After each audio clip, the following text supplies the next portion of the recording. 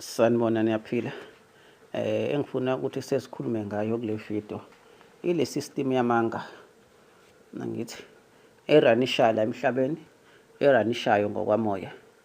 Le system yamanga ke into embi ngayo kakhulu. Abantu abaningi basithole bephakathi kuyona bengakwazi ukuphuma kuyona, nangithi kuze kufike isikhathi sokuthi iwe kuphinde futhi kwenziwa entsha.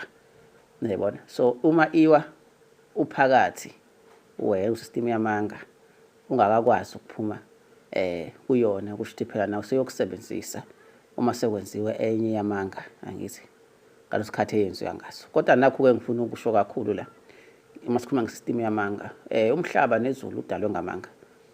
Umuntu ofuna iqiniso uzolisebenzela, uzolilwela and uzoprove ukuthi angalifela khona avezelwe imfihlakalo engeke sivezele umunye umuntu.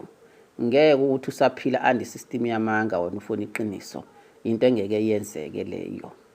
Inkinga ke system yamanga imnandi and iyakhohlisana and iyakwenzela izinto till kufike lesikhathi ethi okay sikusebenzele sikwenzele sokuwena ke ofuna usebenzele thina, and ayikho ke into ongayenza ukuthi uyayigolozela ngoba lezi zinto usukunazo sokuphiwa iyona, angithi lezi zinto usuke ikwenzele zona, angithi suke sibonakala, suke siphatheka. Nayibona uthanda ukusebenza into esiphathekayo kakhulu, nayibona lonto yothanda ukusebenza ngazo. Senzani? Segena umphefumulo wakho, esayazi kahle ukuthi megena umphefumulo wakho ayikho inkani noma kuthiwa wena uthemba kangakanani ngeke ukwazi ukuphuma kuyona. Abantu abaningi bashawe ilokho. Yabona, angikhulumi ngedlozi nezithunywa la kule video, cha, ngikhuluma ngesystem yamanga, angithi yonke into ngokwamoya uyayisebenzela, yonke into ngokwenyama uyayisebenzela. Into eshaya abantu ukuthi bangayinqobi isystem yamanga ukuthi umuntu azilahle yena, umuntu azazi ukuthi uzale ngomphi unyaka, angithi kuba certificate sakhe usho ID yakhe ngeyiphi inyanga, angithi ngoluphi usuku, igama lakhe nezibongo zakhe ilokho kuphela kwaziyo, angithi ukukhula system yamanga.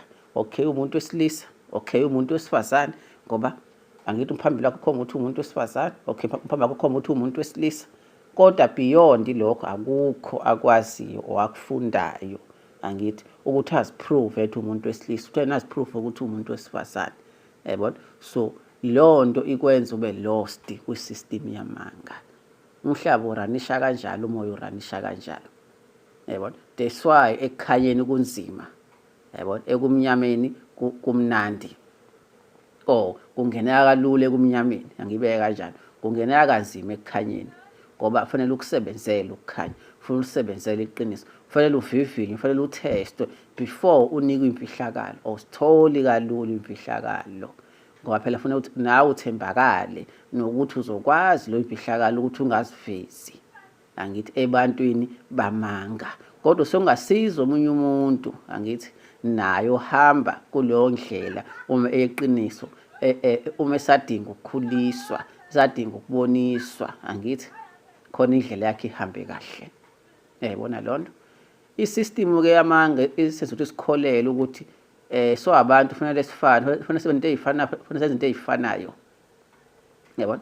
Kodwa ngeke ukwazi uyibona leyo nto leyo wena ukuthi hayi abanje ebenza imisebenzi engafani, angithi banezinto ezingafani, hlaba banama-career angafani, baphila impilo ezingafani. Ibelief leyo enenza ukuthi ubelieve kanjalo, kodwa ekugcineni labantu ba-under le system yamanga, angithi upende, angithi kodwa uyahluka ngani ngesimo sembala, omunye ubovu, omunye umhlophe, mhlawumbe omunye uyelo, mhlawumbe omunye ubrown, kodwa igama kuthiwa upende wendlu, imbala engafani. Yilento ke yenzakalayo, sihlukile imbala, angithi sihlukile ukwenza, kodwa isystem yamanga mayikubambile. Yabona?